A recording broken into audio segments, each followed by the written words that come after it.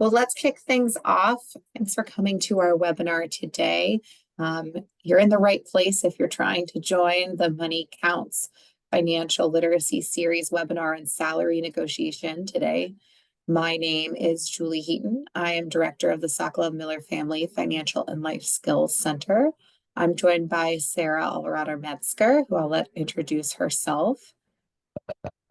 Thanks, Julie. Excuse me. Hi, everyone. I'm getting over a cold, so hopefully I don't sound too offensive to your ears this afternoon. It's really good to see you all. Happy New Year. This is our first webinar after the new year, and happy second week of the semester. Like Julie said, my name is Sarah. I am the Assistant Director of Curriculum and Instruction here at the center, and I'm really excited to chat with you about salary negotiation today. Thanks for coming. So for those of you who are new to the center, just a little overview. We are the hub for financial wellness resources for the entire Penn State community. This webinar is also a public webinar, so if you ever want to share future topics with friends, partners, anybody who wants to join, they can join as well. But primarily in the room today, we've got faculty, staff, students, alumni, students from all over Penn State campuses as well. So it's really good to have everyone here. And I really encourage you to take advantage of the chat to ask questions. Definitely go ahead and open the chat function up in the webinar. We're going to be posting a lot of links today. It's kind of a link heavy presentation because there's a lot of great resources that we want to share with you about salary negotiation. A little bit of housekeeping as well. Sarah's going to throw some links in the chat.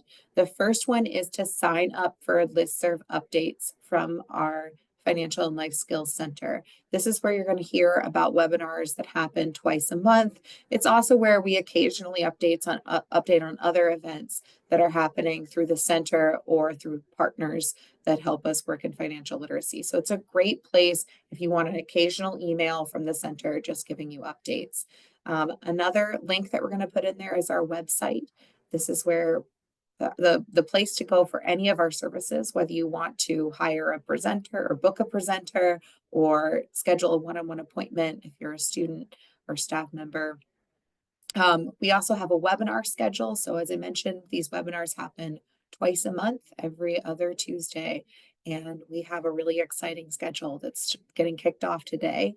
The next one will be actually on taxes. So really pertinent topics we try to keep coming at you throughout the semester. And then finally, if you have to leave early or this turns out to be a webinar you want to share with somebody, check out our YouTube page. We are recording, and we will record all of our webinars and presentations and post them to the YouTube page within a couple of days. So that is a free resource just to share about as needed, or if you need to remind yourself of some of the skills we talk about today, great place to start. So without further ado, I want to jump into salary negotiation. This topic is really near and dear to my heart for a lot of reasons, but one of them is that in doing this work over the last several years, I have seen that salary negotiation is a life skill, a work skill that is really because it's become part of the professional development landscape. And I don't know that all the students that I meet with or the staff, even staff and faculty that I meet with necessarily know that when we start talking about salary negotiation or negotiation in general for a job. And so when I say it's embedded in the landscape, I mean that, as a manager and as someone who's been an applicant to jobs before, it is something that I expect to do every time in some form or fashion. And it is something as a manager that I expect to hear from my employees, to the point where I'll be honest, if an employee does not negotiate, I'm a little disappointed, right? Not in them, but disappointed that like the gospel has not been spread to them, that this is baked into the bread of applying to most jobs. One of the reasons for that is that, most organizations expecting it. So it means that the salary you're offered first might not be the salary that they're willing to pay you, right? Because that's part of kind of the landscape. So this is important to me to make sure that you walk away from this webinar with not just sort of the knowledge that this is going to be part of your professional development journey, your career journey, but also that you feel empowered with the skills and know-how of actually kind of how to do this in the way that, a lot of your future employers will be expecting, hopefully amiable to. So let's get right in. Why do you negotiate? Why should you negotiate? So there are a lot of reasons to negotiate your salary. But we're going to dive into the two listed on the screen, but first I want to list some of the other ones because there are a lot of reasons why salary negotiation is an equity issue, right? So pay equity is mostly referring to here the gender pay gap. So the idea that women earn 82 cents for every dollar that a man makes. This equity gap gets even worse when we talk about people of color. Black women earn 70 cents to every dollar, Hispanic women 65 cents. And this is one of those things that salary negotiation is not the only reason that this pay equity gap exists. In fact, I'm going to list a couple of other reasons that we see this in society. One of them being education gap. So worldwide, women generally hold a lower degree of education. Women also tend to hold jobs that pay less, right? So jobs like education, childcare jobs, those are industries that often pay less generally. And so it is important to kind of use salary negotiation to correct some of that. But also, we see in this country, in the US, that salary negotiation, even though women started negotiating more in like the 80s, 90s, early 2000s, we're seeing that research indicates even with women negotiating their salary more, there's still this pay gap. So this implies some discrimination, bias within the workforce. It's really important to understand that if you are a woman, or just generally, if you recognize that your ability to negotiate is going to is going to be met with bias, being as effective as you can be in that process is going to mean a lot. So, on the other side of this, for anybody, increasing your lifetime earning potential is one of the main reasons to negotiate your salary. So on the screen, you can see a graph that kind of demonstrates this. Whatever salary that you come in at a new job is going to be the largest indicator of how much you make over your lifetime or over the course of time that you're at that job. So if you capitalize on that really critical moment when you first get offered a job, negotiate effectively, that could mean, as you see on the screen, $1 million worth of difference between someone who didn't negotiate. So if you come into your first job and you negotiate, then let's say you make $56,000 a year, your earning potential is significantly more over the 40 years that you maybe worked that job. So you might be saying, well, what if I don't intend to work a single job over the course of my career? Very fair. Most people don't at this point. But even if you negotiate your first job and then switch jobs, sometimes in some states, jobs are allowed to ask about your pay history as well. It also, I will say, affects people emotionally when they, are used to getting paid a certain job. Even if they switch industries, there's sort of this lag of expected earnings. And so there's all sorts of reasons, both financial and individual, why that first salary negotiation going well is good for both your pocketbook, your self-esteem, your self-empowerment.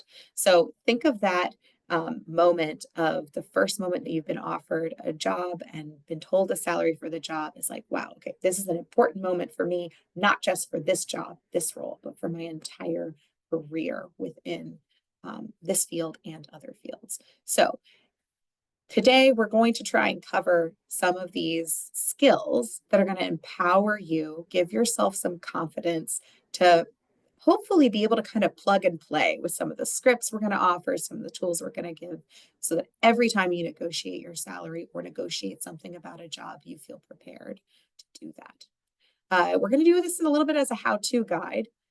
Sarah, you unmuted. Actually, Sarah's going to kick us off with one of the first steps to prepare us there. Something to add? No, I was just getting ready. Great. Awesome. And continue to use the chat, everyone. Just want to quick reiterate that this session is being recorded, so it will be available on our YouTube page, typically by the end of the week, maybe the start of next. So if you do have to dip out, that's fine. You can come back to our YouTube page later and pick up where you left off. So I'm going to pick up where Julie left off, and I am going to start to work us through the steps to prepare to negotiate, to feel like you're really well equipped to have that conversation, which, to be clear, it's never going to be a confrontation, it's a conversation. But it can feel intimidating, it can feel stressful. I was super stressed out the first time I ever had the chance to negotiate. And frankly, I didn't do a very good job, in my opinion, in retrospect. And in large part, it's because I didn't prepare properly to negotiate. I hadn't had any formal training and I didn't take it upon myself to do anything in advance. And that was a huge mistake, in retrospect. So heed my warnings that if we don't prepare, we're not going to feel really good about the negotiation, more likely than not. And let's not stress, because preparation is not something that we don't do. We do it all the time for a lot of the things that we do in work and personal life. So it's all about taking the time in advance. So I will say to you, these steps on the screen that Julie and I are going to go through, these are steps that you need to engage in right now. If you are at the beginning of your job seeker process, or you're at the beginning of your job hunt, now is the time to prepare to negotiate, not after a job offer has been delivered to your inbox. Because typically, the moment you get that job offer, you're going to have just a few days to get back to them with an answer. And everything we've got lined out here on the screen is going to take you more than a few days to accomplish if you want to get it done successfully, if you really want to feel like you are well prepared. So I would say if you are actively job hunting, or if you are someone who is still an undergrad, but you are looking for internships, or you are in your spring semester of your senior year and you're getting ready to graduate and you're starting to look for jobs, now is the time to begin this process. And if you're somebody who is currently employed and you're starting to wonder whether or not you're being compensated fairly, or you're starting to look for another position, like, today is a great day to start this process. Let's not delay. I don't want anybody to feel like they're scrambling when they have an opportunity to negotiate, or feel that they didn't negotiate to the best of their abilities because they did not give themselves enough time to prepare. So we're going to break this down in a little bit more detail for you. We're going to start with researching. Sarah, real quick, Oh, can I yeah. launch the poll to Oh, ask yeah. about? Sorry. So, with that in mind, we have a quick poll just so we get an idea and you get to reflect on where you're at in this process. As Sarah mentioned, you might be at a very different place. You might be in a job that you need to negotiate for, or you might be anticipating negotiating for your first job. So, we just want to get a little bit of our fingers on the pulse of where you are. So, answer these 3 questions. Have you negotiated your salary before? Negotiating my salary is, you can select more than one here. So we get an idea of how you're feeling at this point. And then the third question is, I anticipating negotiating next. And then some of the timelines you might be on. Again, you can select more than one there if you need to. I love these questions. Thanks, Julie. I'm just like rip roaring, ready to go. I We're love how just so excited. we really do get very excited about salary negotiation. Definitely one of our soapbox moments. Yeah, most definitely. Folks tend to agree. I'm seeing that it's important to a lot of people.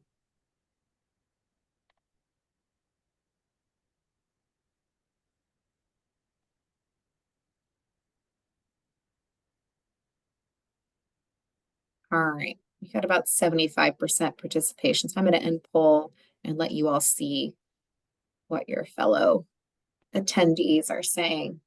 So this is not surprising to me, right? Have you negotiated before? No. This is, I mentioned it's baked into the landscape now, but that has not always been true. And so hence our soapbox. A lot of intimidated, scary feelings surrounding salary negotiation. Half the people saying not a skill that they currently have, right? This is why we're here. I included this one, necessary to feel valued at your job. Remember, that is a two-way relationship, right? Your job should feel lucky to have you, and you should feel lucky to have your job. And if your wage is keeping you from feeling that way, or wage or benefits, I would actually extend it to all of your benefits. You should feel like you've got a good gig and find the things you need for that. And then looks like most folks are thinking their next negotiation will be when they change jobs. I hope to see that dial move a little bit today, right? Give you some skills so you feel you can do this.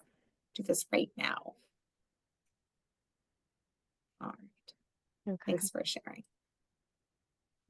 All right, thanks, Julie. I am going to take us forward then. So, I want you all to imagine a job you'd be interested in applying for. Some of you who are in undergrad and grad school maybe already have your feelers out, and so you have an Indeed job post that you can come back to because you bookmarked it. Or those of you who are currently employed and you just want to get a better grasp on what is fair pay for the type of work that you currently do. I want you to like have a job in mind as we talk about this first step of researching market-based salaries. So a market-based salary is really just like the average pay for a job based on two things: what other employers are offering for similar roles in the same industry or the same location. So industry and location are two big variables here. Others play into it, but generally when we say like high level research, you're looking at industry and location. I lived in Chicago for a period of time and I taught in Chicago. I also taught in the suburbs, and the salary discrepancy between what educators in the city made versus educators in the suburbs was different. Like geographic location matters. Now, companies use this information, these market-based salaries, these databases that exist out there. They pool this information together to make sure that their salaries are fair and competitive. In most cases, like I want to believe that most employers are trying to compensate their employees in a fair way, right? And they also, do this research and understand the market landscape so that they can hire and keep good employees so that their business is successful. Now, if you are somebody who is job seeking, it's really important that you also do this research as well so that you, on the flip side, understand what fair and competitive pay ranges are for your skills, your experience, of course, where you are planning to live and work, as well as what that desired role is. Knowing this information is going to prevent you from being underpaid or undervalued, right? What Julie talked about earlier. And it helps you to be your own best advocate when you are negotiating. It helps you to really do so effectively.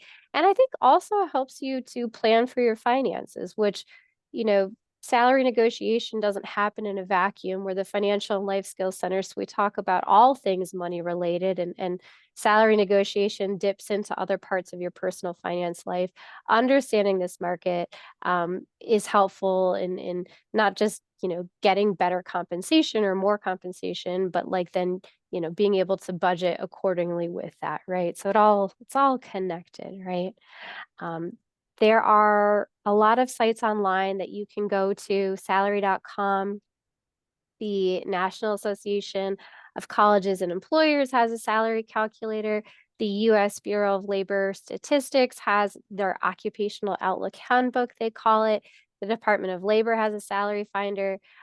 Many of you are going to be a part of professional organizations that put out reports on what's going on in your respective fields. I know that SMEAL has a report on alumni earnings and employment. Some of the other colleges here at Penn State might have similar data that they can report out to you.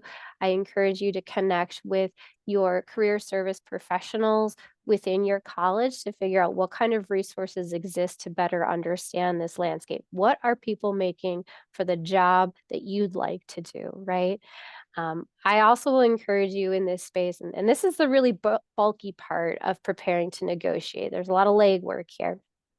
I would really encourage you to research comparable and alternative job titles. And that is because sometimes the same role will have different titles. So, for example, you might have like a marketing specialist versus a digital marketing coordinator. But when you zoom in on the job description, you actually might see that the duties are exactly the same for the jobs. They just have two different titles because companies title their positions just a little bit differently. And that's really helpful information to have. Looking closely at those job descriptions, capturing all of this relevant data is going to best equip you to negotiate. You're going to have the fullest, the broadest view of what's going on in the market. You're going to know what is fair to ask for. And interestingly, too, I think when you start to open up this understanding of like, oh, this type of job that I'd like to do is titled A, B, C, and D, like, oh, maybe I should also open up my job hunt to some of these other titles. You might open yourself up to new employment opportunities that you hadn't initially considered simply because you didn't realize that there was a crosswalk between the job descriptions and those differing job titles, right? So it's the heavy work. This is where you're going to want to take some time early in this process of like, I'm looking for a job or I'm curious about my current line of work. If I'm being compensated fairly, do not skip on this step. If you do, it's going to throw a wrench. It's going to throw some wrenches into your negotiation potentially. I'm going to look at the chat here really quick because I think we had some activity going on. I think Julie's also got it under control too. Thanks, Julie. It's a good question though. Someone's asking privately, is this something that's just the norm in the US? When we say that it's a skill you need to develop, I would say large corporations, sort of international corporations that you're going to see in most developed nations are going to have a dynamic like this. I will say that in the US, just because of I would say it's definitely more common if there's kind of like a US affiliation or European. But I have some friends that work in Europe, and if they work for an international organization, yes, there are definitely kind of as a country by country norm on whether you're sort of like government jobs, things like that, especially if there's like very strict pay bands, which we'll get to in a minute. So I would say internationally a norm for larger corporations. Yes. And then I think we also have an attendee raising their hand. And if you'd like to, let me see if I can go ahead and unmute you for a second. I don't know where you went. You're also welcome to just drop your question into the chat if you'd like. I'm sorry, I lost you in my panelist list or my attendee list. Okay. And if you'd like, you can go ahead and unmute and ask your question if you have one.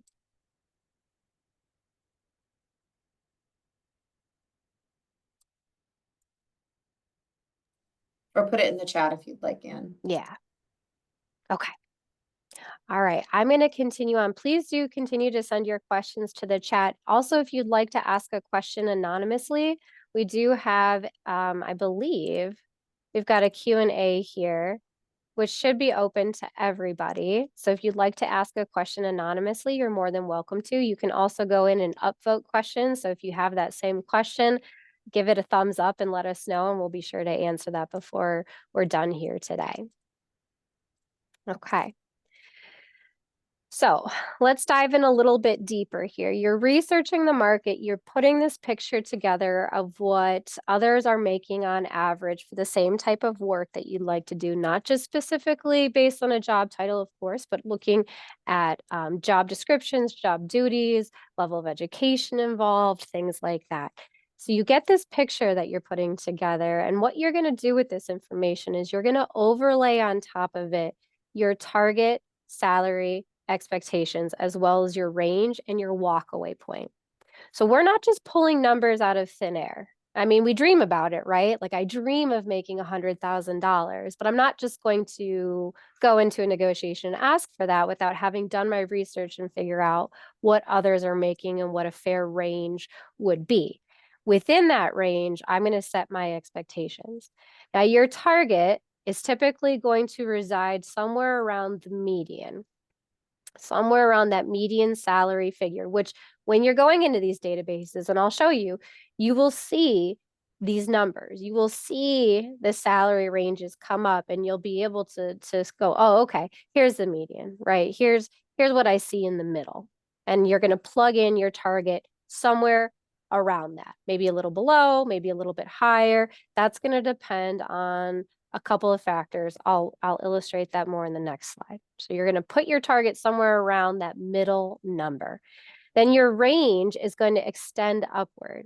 So sometimes people think that like your walkaway point's the bottom of your range, but actually your target salary is the bottom of your range. And then you're going to increase the top end, something like 5, 10, 15, 20% higher, depending on how comfortable you feel with that range. I think a lot of professionals, career professionals will say to younger folks, undergrad students fresh out of Penn State, maybe, cap your range to 10 to 15%, be a little bit more conservative.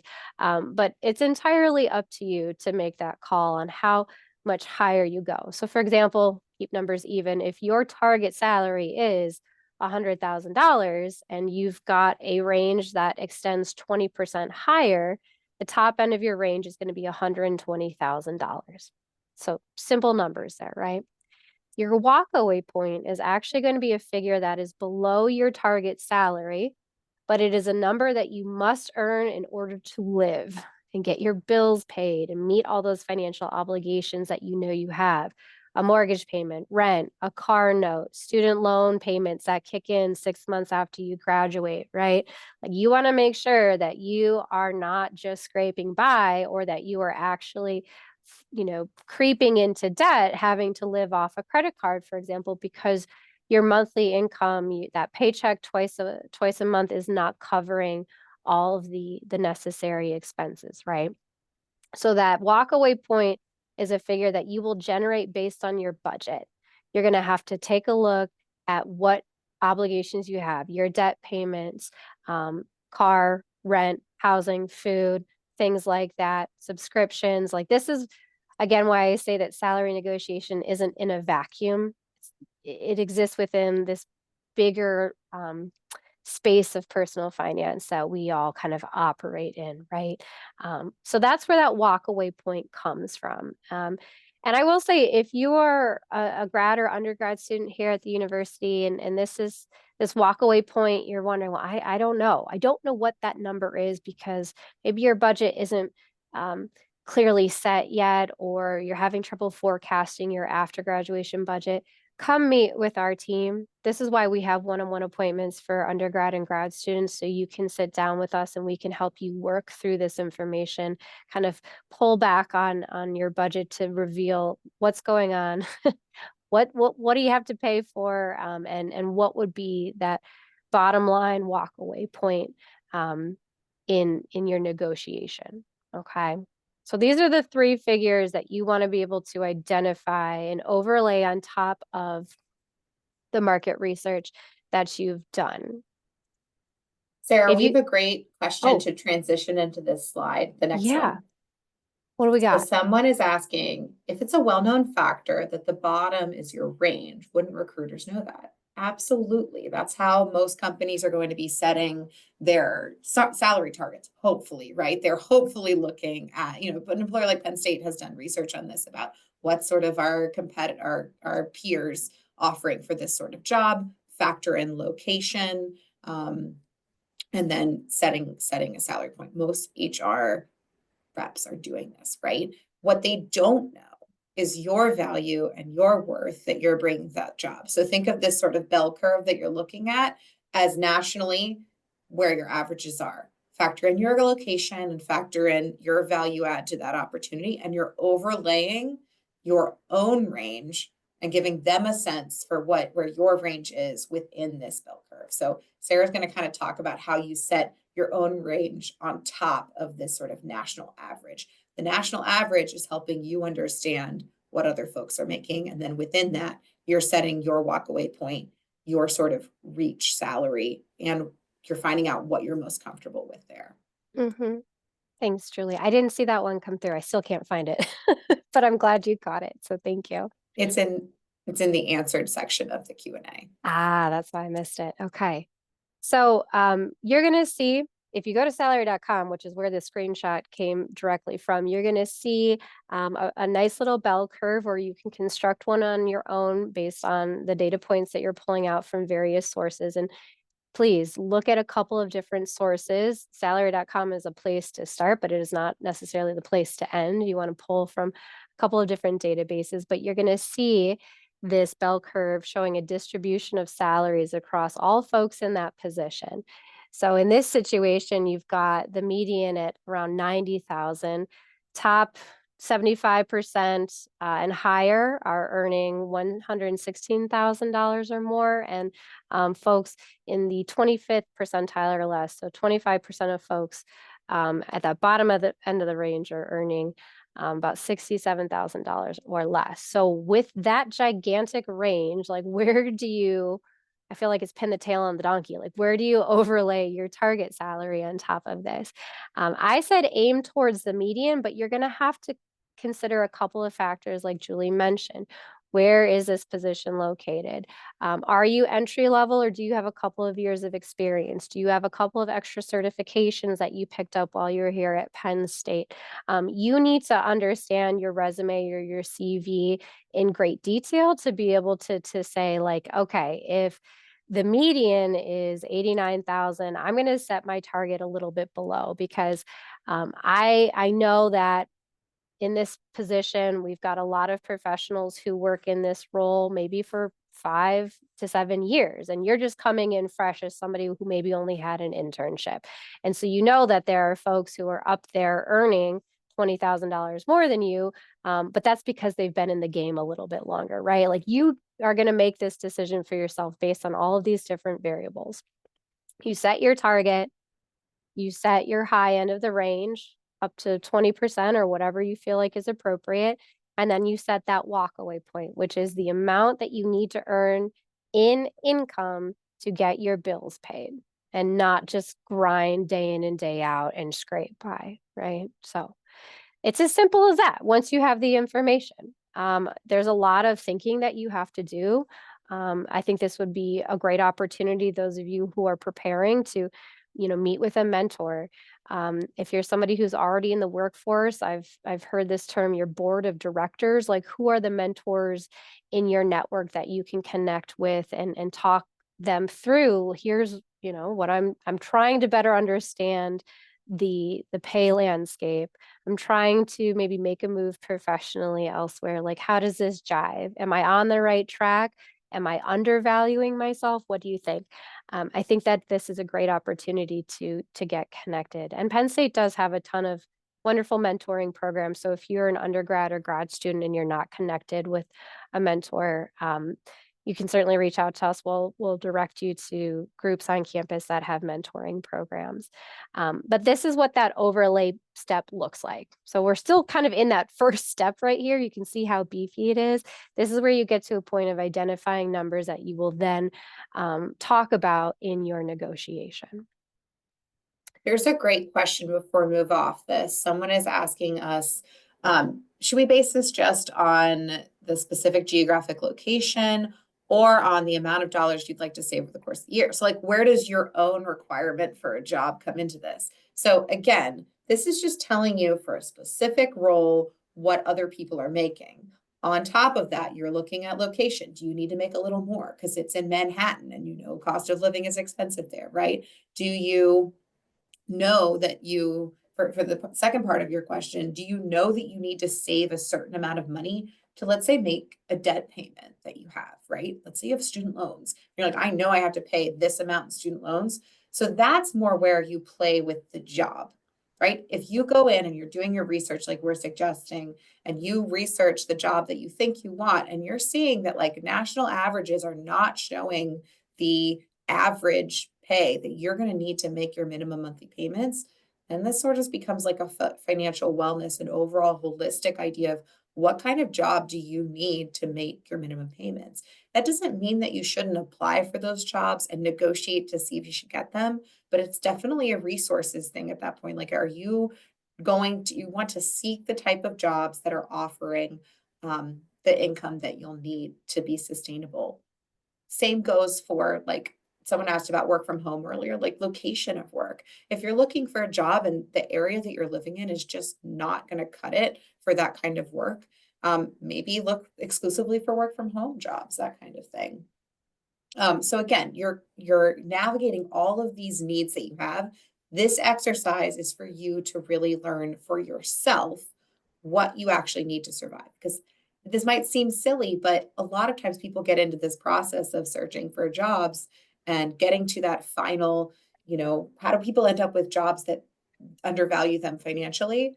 Right? It's because they don't do the legwork on what do I absolutely need to make minimum and what do I want to make? And because otherwise you wouldn't accept something that you don't want, right? But people do that all the time because they either don't know or they haven't put in the time to think about all of the factors that correlate to the job that they need. So if your budget is a factor in that, absolutely calculate that in and play with this. Look at salary negotiation or salary.com and see what other job titles should I be applying for? Maybe the job title that you are searching for in your job search is not the job title that you actually need based on your skill set. So that's another piece of it is saying, oh, if coordinator is not really, I'm like at this manager level, but I didn't think of myself as a manager. But this is you finding out not just the range, but also what kind of titles correlate to national averages as well. So you're going to start learning the language of the job that you're applying for, how you're positioning yourself for that. Great question. Well said, Julie. I really appreciate everybody's engagement here today. This is awesome. All right. So I am going to wrap for now and just make mention of the next step.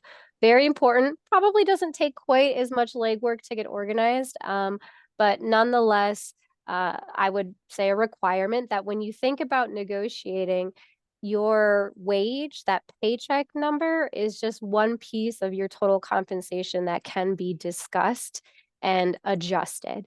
So for example, we've got a list of, what is this, 10 tiles on the screen here, technically 9, I guess, that give you some food for thought that like your salary is just one item to negotiate, but what about your working conditions? What about your professional title?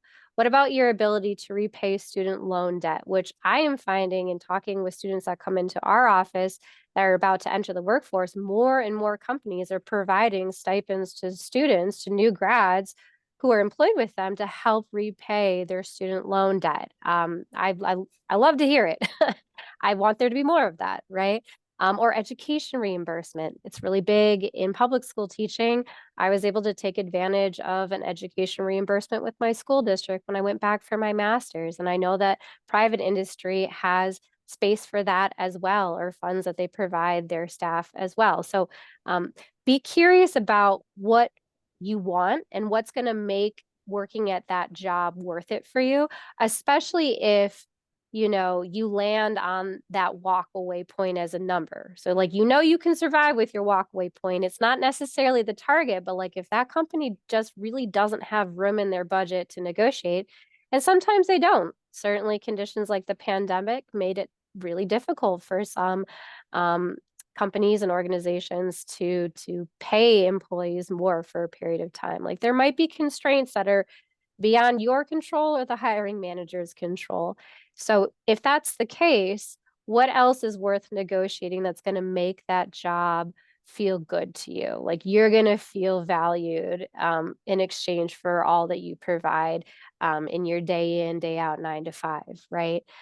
Professional titles can make a huge difference when you're looking to kind of make moves and level up in an organization, even if it doesn't come with more money. It does open more doors for you in some cases, so consider that. Start date as well. I always tell all our soon to be graduating Penn Staters, like if you graduate on that like second Saturday in May, do you want to start on the very next Monday, or do you want to actually start on July 1st where you can still have a bit of a summer break before you enter like the real world of adulting full time, right? I would encourage you right now to grab your phone, grab a notepad, and just churn out like 3 to 5. These are my top, gotta have, like title matters, start date, maybe work from home, our like non-negotiables for me. You will negotiate it, but like you really want to make sure that you get those working conditions set up for yourself. This is a list that only you can create for yourself because you know yourself best. Julie, is there anything Something, you'd yeah, add? something Yeah. I would add here too is especially for if you're a student, you're about to get your first job in an industry, you're probably going to fall on that like of the people in your role, you have no experience necessarily. So you might be going, well, the amount that they offered me seems really fair.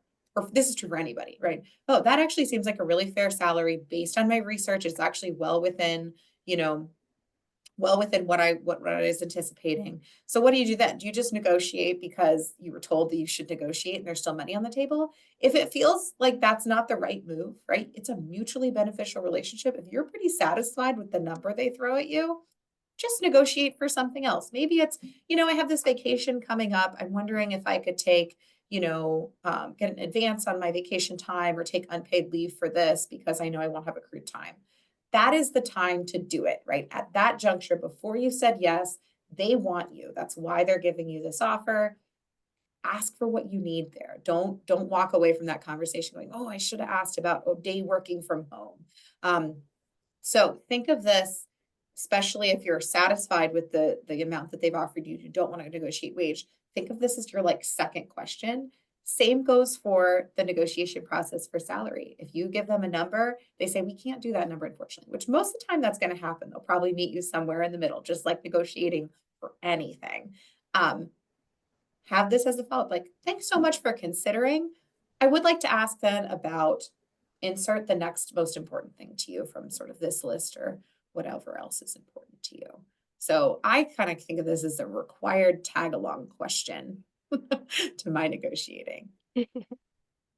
Excellent. All right, Julie, back to you.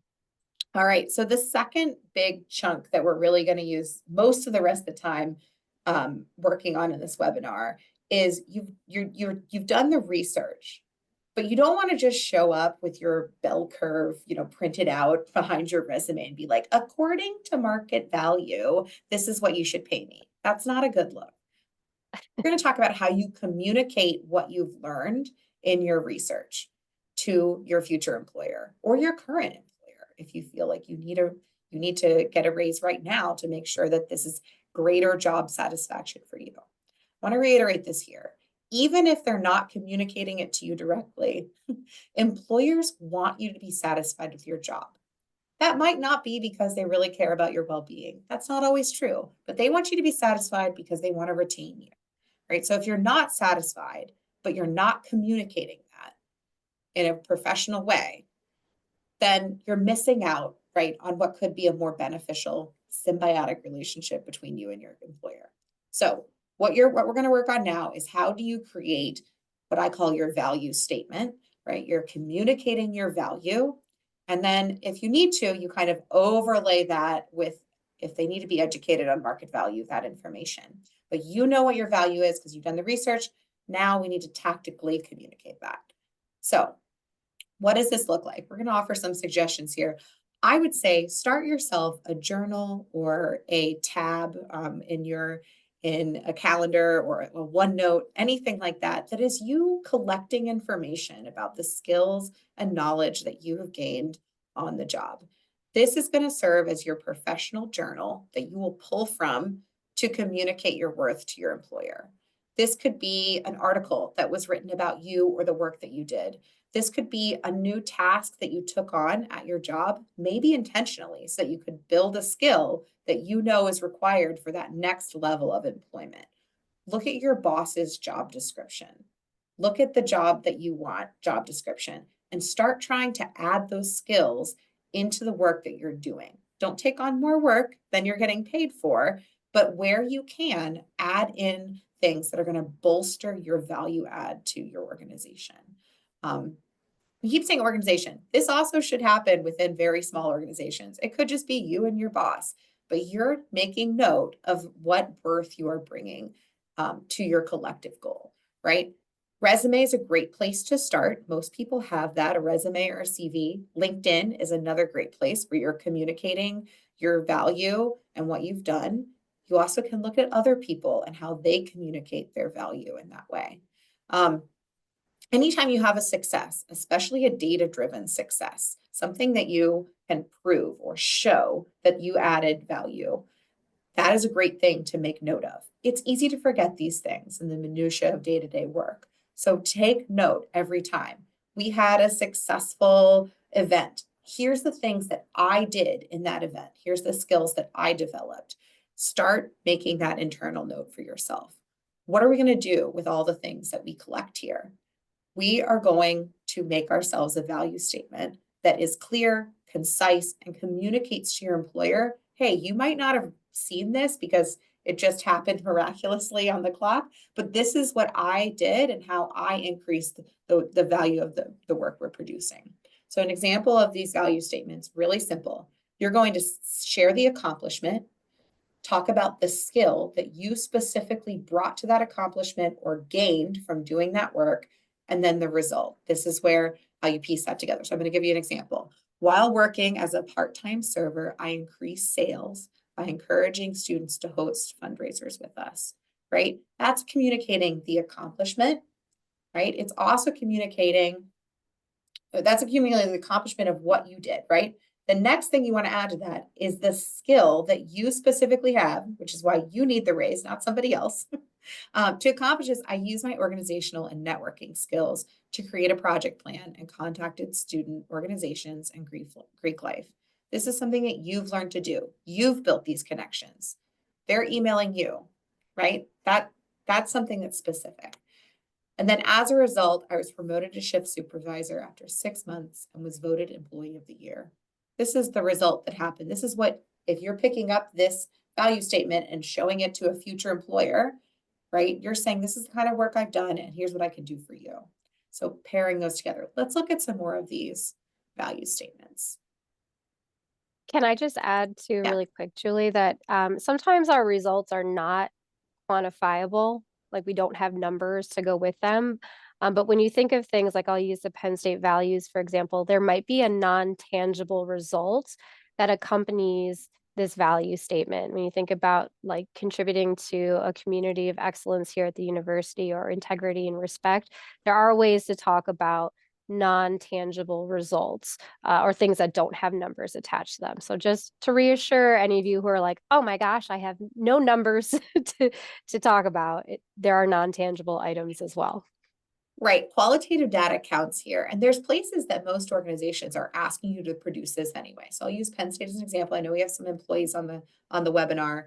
The timing of this conversation can be really important. What's the structure of promotion or raises at your institution? Find that out. If it happens at a certain time of year that you are evaluated in some way, or maybe you go back and look at your goals with your employer, think about how you're going to express your value in those moments. And it can be a years long game, right? Maybe you're not going to probably not going to negotiate your salary every single year, right? But every year you're building the skills that you know you need to get to where you want to be. So think about the timing of that and be really intentional with like setting, you can put this on the calendar, be like, hey, hey manager, I'd like to set a time with you to just chat about my future with this job. And if hopefully I'd like to discuss salary and wage as well. Just let them know what's coming, right? If they expect that, they're going to be ready. They're going to be looking at your goals. They're going to be seeing kind of how you've been evaluated in the past. I'll also share one more tidbit with that. Something I encourage my staff to do when they're writing their goals is communicate when you write the goal, what exceptional looks like. So we're on the same page. I agree to that. If you meet this bar of what exceptional is, then we know what that is. Is it meeting with this group of people? Is it sending out this many newsletters, right? What's successful?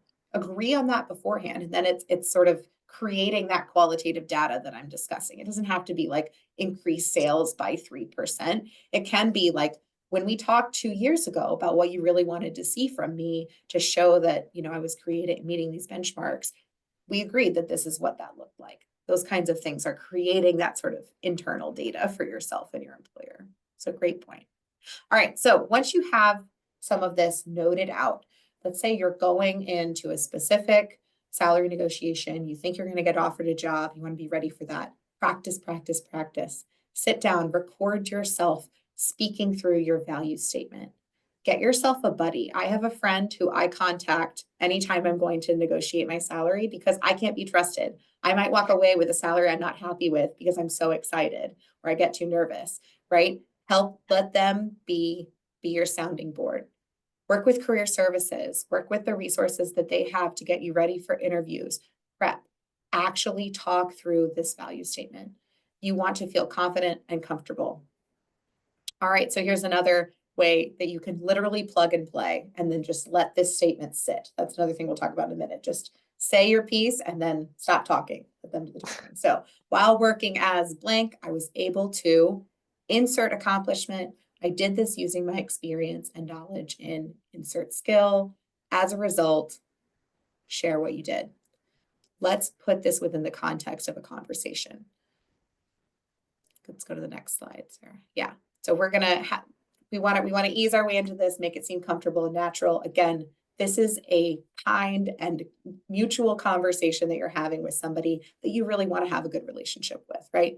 So, wow, I'm really excited about this opportunity. However, I'd like to talk about compensation. I believe I'd be a terrific asset to your team, especially since, and here's that value statement, since I was able to successfully protect my company's data while we migrated from one data system to another. I used experience in cloud computing and database management to minimize security issues. Based on my experience, can we consider a salary of $70,000, right? That is it. That's salary negotiation right there. The rest of it, you're sitting back and waiting to see what they say, and then pivoting and maybe restating your value again. That's the part that you have. All right, let's try that a different way. Another sort of entry into this conversation. Wow, thank you so much for meeting with me to discuss your offer. I'm looking forward to joining the team. As you can see on my resume, I have experience managing a training program that created reduced turnover. According to my research, the typical range for someone with my qualifications in this role is 60 to 65K. Given my existing leadership skills, I think this range is more appropriate. I'll tell you, I'm more of the second person in my negotiations. I give them a range. I'm an educator, right? I'm educating them on that I've done the research, and I'm letting them know that I'm flexible. There's a range in here. I know that maybe, your organization has a pay band, and I recognize that I'm coming in as a new employee. So this seems like an appropriate wage for me. What do you think? Let's go to some more options here, Sarah. I think we have Love it. There we go. Yeah. All right. This is my favorite slide because it is the most important thing, that you are building a relationship with hopefully your future employer.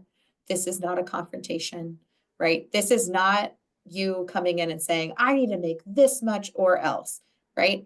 This is a conversation that you might have and be unsuccessful, but next year, or you leave the conversation saying, thanks so much. I feel really good about the rapport that we're building here with each other. I want you to know that I'll be back in a year. Let me know what I need to have done to get to that salary range that I'd really like to make. You're just communicating with them. They're happy to know. They probably want to know, hey, to retain this employee, we need to get closer to this. Here's some things I'd like to see. So remain flexible. Find a point of consensus. Maybe it's, let's negotiate next year. Maybe it's, how about a work from home day? Talked about all of these things. Use that market research if you need to, right? If the salary is not falling within your market research, definitely bring that up. Emphasize your value. Anticipate questions. What if they say no? Have a plan. Don't underestimate your worth and take something below your walkaway point. Don't be defensive, right? Them saying no could have a number of reasons for saying that have nothing to do with you or how well you executed your salary negotiation. So this is someone you want to have a good relationship with. Again, don't overshare. This is the number one thing that I want you to remember from this. If you have the skill, a lot of times you insert value statement and then you talk for 3 more minutes. Don't do that. This is on them. Once you give them a good value statement, it is up to your manager to figure out how they're going to make you happier in your role, even if they can't offer you that money. Don't patronize. Don't have that all or nothing attitude, even though it seems cool in the movies, not cool in an actual negotiation. And don't rush in, right? I never negotiate right when I get the offer because I'm too excited, too jittery, maybe shocked by what the salary came in at, right? I say, thanks so much. When do I need to let you know by? Then I call my friend and I say, okay, here's what should I ask for? How should I say this? Here's some tactics to consider. Here's the pay band. She and I work it out together. She's my go-to person. So take the break that you need. Mhm. Sarah, what are your thoughts on this? Oh, well, I was going to say, emphasizing don't rush the negotiation. If you need to ask for more time, to kind of weigh things out, I think that's okay to ask. Worst I can say is no, we need that answer in 2 days. But certainly if you don't feel comfortable answering in 2 days, ask for 3 or 4. It's a excuse me, it's a conversation always. And it's okay to advocate for yourself. So And it's yeah. okay to do it via email too. Like Hmm. sometimes if they called you and talked to you in person, call them back. But if they emailed you, you can totally email back and have this over a Hmm. chat. Absolutely. Okay. So the last thing that we want to make mention of is that there's a time and a place to negotiate, and typically that time is going to be when an offer has been extended to you. Although many of us have already experienced, or some of you will experience once you graduate, that this conversation about salary and compensation comes up in job applications when it asks for your desired salary. You might be sitting in an interview and they ask you about your desired salary. It's not unusual. And what we'd say in most cases is when a question like that comes up, deflect, mostly because you don't have the information that they have about their budget. So you don't really know what they could potentially offer you. And of course, I think the big concern is not wanting to disqualify yourself as a candidate from the pool. What I will also say, though, is that there are going to be times when the the person you're interviewing with or the team you're interviewing with or the HR professional you've been communicating with, they may actually ask you earnestly for your salary expectations in an effort not to drag you along through weeks and weeks of multiple rounds of interviews just to get you to the end with an offer that you are absolutely not going to be satisfied with, and they have no wiggle room to meet you more in the middle. It's a waste of everybody's time. So take it with a grain of salt. We typically say deflect from questions about your salary expectations early on in the process, but know that sometimes they might be asking earnestly so as not to waste your time. Um, Deflect doesn't mean that you shut down the conversation. Deflect means you could turn the conversation around and ask them what they usually pay somebody in that position, or just let them know you're more comfortable discussing this after an offer has been received. That's perfectly fine. Julie mentioned this earlier, really early in the presentation, that in some states and municipalities, it's okay for employers to ask you about what you made in your previous position, but in others, it's illegal. So please know as a job seeker what your rights are. I encourage you all to scan this link. Or scan the QR code. I'll get the link in the chat in a minute. But just be familiar with what um, your rights are, and that if a company is asking you for your past pay, but it's clearly illegal to do so in the state of New York, that might throw up some red flags for you and give you pause. Um, all right. And then finally, I'll say, well, what do they do? What do you do if they say no? It's a lot of what Julie and I have been talking about. Stay gracious. Thank you for their time and trying to get you a better offer. Go back to that list that you made where you have other points to negotiate and open the possibility of a future raise in your negotiation based on a specific salary review after 6 months or something like that, or based on meeting work goals. So this is not new information. We just weren't explicit about it. Like these are the things to do potentially if they say no, which they might, but it doesn't mean it's the end of the conversation. Okay. So I know. Sarah and I are going to demo now what this Yeah. can look like. Sarah, Um, what do you want to be? what Boss do you or what do you want to be? I'll be, how about I be let's the flip it. boss? Yeah, you be the Yeah. boss. Yeah. All right. I'll be the boss today. Okay. All right, everybody, listen in. This is going to be a great example of what this conversation can look like. Julie, after consideration, I'd like to offer you the position and a salary of $60,000. Wow, I'm so thrilled to receive that offer and excited about the possibility of joining this team. I'm hoping for flexibility on the salary, given my proven success increasing donor gifts by 10% in a really similar role. Do you have any flexibility on that salary? Hmm. Well, yeah, in fact, we're prepared to go up to $62,000. I really appreciate that. I have looked at similar positions in this area with my experience and with my fundraising skills. I'm hoping to get closer to 65,000. Would you consider that? Let me look at those numbers and get back to you by the end of the week. How does that sound? Sounds great.